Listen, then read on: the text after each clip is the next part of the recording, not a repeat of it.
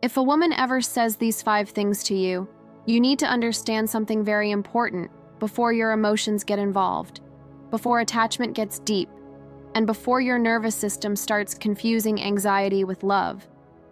This video is not about hating women, avoiding relationships, or becoming emotionally closed off. It's about understanding psychological warning signs early, because attraction doesn't blind you instantly, it blinds you slowly. And most men don't lose themselves overnight. They lose themselves one compromise at a time. What I'm about to explain comes directly from behavioral psychology, attachment theory, and real relationship patterns observed again and again, especially in men who describe themselves as good guys, who tried harder, stayed longer, and ignored their own discomfort for the sake of love. The first thing a woman says that should immediately make you pause is, "You're too sensitive." Now, this sentence sounds small, almost harmless, but psychologically it carries a heavy message. When someone tells you that you're too sensitive, they're not commenting on your emotions, they're dismissing them. Emotional invalidation is one of the fastest ways trust erodes in a relationship. In healthy dynamics, feelings can be misunderstood, disagreed with, or discussed, but they're never ridiculed or minimized. Over time, when a man hears, "You're too sensitive," his brain learns a dangerous lesson. Expressing discomfort leads to rejection. So what happens next is silence.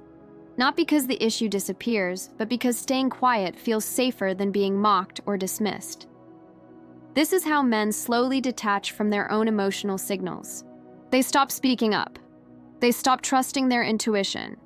And eventually, they stop feeling like themselves. What makes this phrase even more dangerous is repetition. Anyone can say something clumsy in the heat of the moment. But when a woman consistently labels your reactions as dramatic, weak, or excessive, it reshapes your self-perception. You begin to question whether your boundaries are valid at all. Psychology shows that long-term invalidation doesn't just hurt the relationship, it damages self-esteem. You don't become calmer, you become numb. And numbness is not strength, it's self-protection. The second phrase you must take very seriously is, "I wouldn't act like this if you didn't make me." This sentence shifts responsibility in a subtle but powerful way. It suggests that her behavior is not her choice, but your fault. In psychology, this is called externalized blame. Instead of owning emotional reactions, responsibility is transferred onto the partner. Over time, this creates a dynamic where you feel responsible not just for your actions, but for her moods, reactions, and emotional state. Men in these relationships often feel like they're constantly walking on eggshells, adjusting their behavior, filtering their words, and shrinking themselves to avoid triggering conflict. This is not emotional maturity. This is emotional conditioning. Your nervous system learns that peace only comes when you comply, and compliance slowly replaces authenticity. Healthy partners take responsibility for how they respond, even when they're hurt or upset. No one gets a free pass to behave poorly because someone else caused it. When blame becomes a habit, resentment becomes inevitable. And resentment destroys attraction from the inside. The third phrase is one that many men misunderstand at first. It sounds vulnerable, even honest. She says, "I just don't trust anyone." A lot of men hear this and think, "I'll be different." They think love will heal it. But psychology shows us something very clear. Unresolved trust wounds don't disappear with reassurance. They replay. If someone hasn't processed their past experiences, they don't build trust. They test it, constantly. This often shows up as suspicion, checking behaviors, emotional interrogations, or double standards. You may notice that you're always explaining yourself, defending innocent actions, or proving loyalty that hasn't been broken. Over time, this creates an imbalance. You're no longer equals. You're auditioning, trying to earn peace. Love grows in safety, not surveillance. And when trust is replaced with control, attraction slowly turns into obligation. Men in these dynamics often feel drained, confused, and anxious without knowing why. That's your nervous system reacting to chronic uncertainty. The fourth phrase is one of the biggest predictors of long-term dissatisfaction. That is just how I am. In psychology, identity statements like this are often used to shut down accountability. This sentence sounds like self-awareness, but it's actually resistance to growth. Every healthy relationship requires adaptation. No one stays exactly the same while building something meaningful with another person.